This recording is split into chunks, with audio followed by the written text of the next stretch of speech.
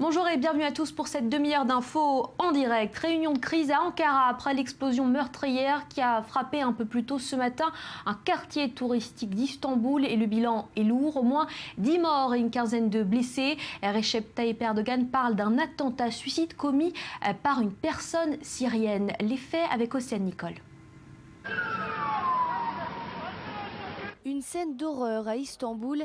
Il est environ 10h20 ce mardi quand une explosion survient dans le cœur de la ville, dans le quartier touristique de Sultanahmet, un quartier très fréquenté. L'explosion a eu lieu sur l'ancien hippodrome devant la basilique Sainte-Sophie et à quelques mètres de la mosquée bleue, deux monuments les plus visités de la ville. C'était un attentat suicide. Je suis allé voir et je suis tout de suite revenu à l'hôtel. C'était le chaos. Tout le monde courait partout. Les policiers ont évacué les blessés le plus rapidement possible car une deuxième bombe pouvait exploser. La place a été totalement vidée. Parmi les victimes, plusieurs touristes. Le ministre allemand des Affaires étrangères a appelé ses ressortissants à éviter les lieux touristiques de la ville. Le Quai d'Orsay a lui préconisé aux Français sur place d'éviter le secteur. Des démineurs de la police sont sur place pour déterminer l'origine exacte de cette explosion.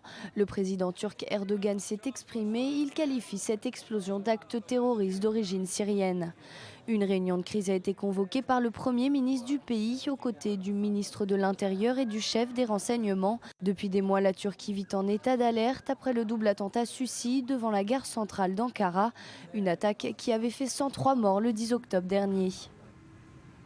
Et on trouve notre correspondant en Turquie, Quentin Raverdi. Bonjour, alors le pays vit en état d'alerte depuis le double attentat survenu à Ankara en octobre dernier. Pourquoi ce pays est-il visé spécifiquement? Oui.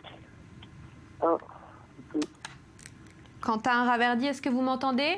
1, 2, 3, 4, 5.